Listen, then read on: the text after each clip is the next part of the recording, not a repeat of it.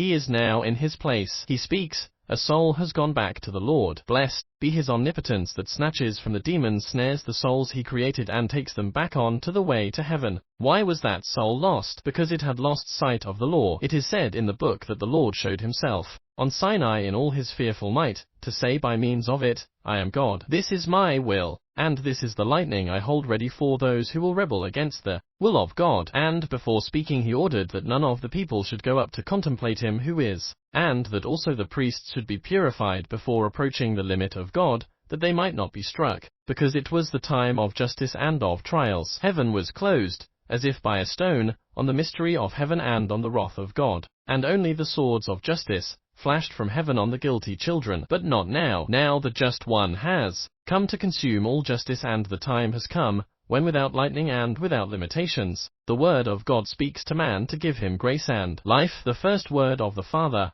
and Lord is this, I am the Lord your God. There is not one instant of the day in which this word is not uttered by the voice of God and is not written by his finger. Where? Everywhere. It is repeated continuously by everything, by grass and stars, by water and fire, by wool and food, by light and darkness, by health and illness, by wealth and poverty. Everything says, I am the Lord. You received that from me. One thought of mine gives it to you, another thought takes it away from you. There is no power of armies or of defense that can shield you from my will. It shouts in the voice of the wind, it sings in the murmur of water, it gives off scent in the sweet smell of flowers, it is engraved on mountain tops, and it whispers, speaks, calls, shouts in consciences, I am the Lord your God. Never forget that. Do not close your eyes, your ears, do not suffocate your consciences, so that you may not hear that word. In any case it stands, and the moment will come when it will be written by the fiery finger of God on the walls of banqueting halls, or on the waves of rough seas, on the smiling lips of a child,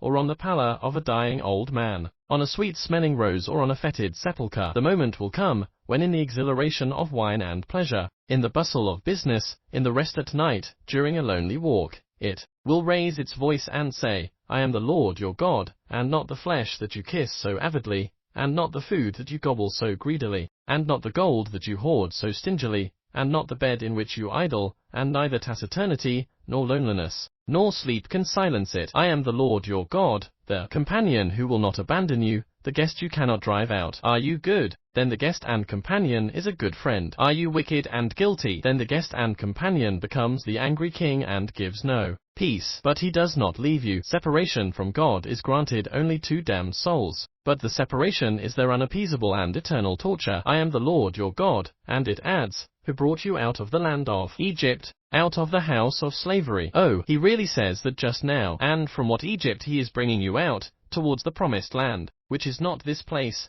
but heaven, the eternal kingdom of the Lord, where there is no hunger or thirst, cold or death, but everything will exude joy and peace, and every soul will be replete with peace and joy. He is now releasing you from real slavery. Here is the Redeemer. It is I. Every human ruler may die, and through his death slaves may be set free. But Satan does not die. He is eternal. He is the ruler who has fettered you in order to drag you wherever he wishes. You are sinners, and sin is the chain by means of which Satan holds you. I have come to break the chain. I am coming in the name of the Father, and because I wanted to come. The promise which has not been understood is therefore now being fulfilled. I brought you out of Egypt and of slavery. This is now being fulfilled spiritually. The Lord your God is bringing you out of the land of the idol who seduced the first parents. He frees you from the slavery of sin. He clothes you once again with grace and admits you to his kingdom. I solemnly tell you that those who come to me will be able to hear the Most High say to the blessed hearts, in a soft fatherly voice, I am the Lord your God, and I am drawing you to me, free and happy. Come, turn your hearts and faces, your prayers and will to the Lord. The hour of grace has come.